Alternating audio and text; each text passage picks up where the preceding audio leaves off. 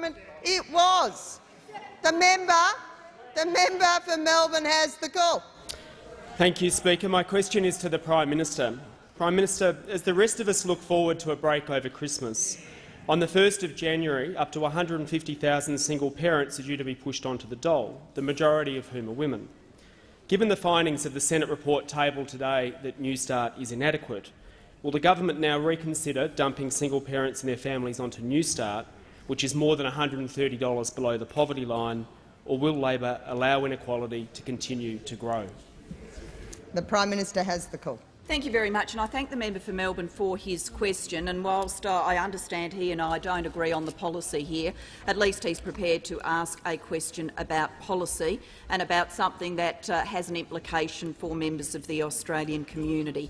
The reason I think the member for Melbourne and I don't agree about this policy is, number one, I've got a view that people who are in comparable circumstances in relation to parenting payments should be treated the same.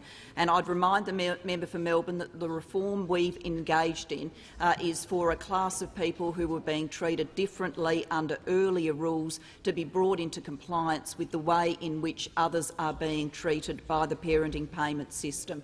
And the focus of our reforms, the reason we've done that is we actually believe it's very, very important for kids in single-parent families to see that their parent, very often a woman, the mother, as the member for Melbourne indicated in his question, to see that the parent in their home is a person who has a job and goes to work. Now, of course, when children are very small, there are all of the stresses and strains that people usually find with trying to balance having very young children and maintaining an attachment to a job, usually for very young children a part-time job.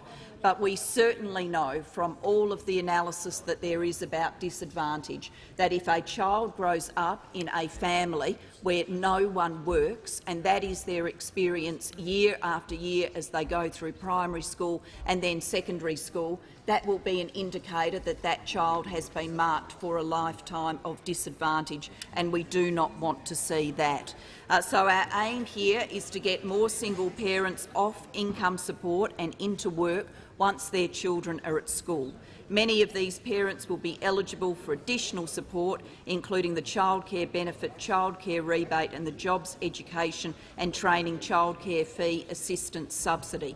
The number of people accessing Jobs, Education, Training, Childcare Fee Assistance has increased by more than 10,000 people to almost 31,500 people as a result of our continuing reforms, and this year the figure is expected to rise again to around 35,000. What's more, spending on this program has doubled because parents are accessing childcare for longer hours, meaning that they are in training, studying or working longer hours. And then, of course, we are investing in skills development and training and new career advice, an investment of $100 million to support people on their journey to work. So the member for Melbourne and I will continue to have a different view, but I thank him for a policy question.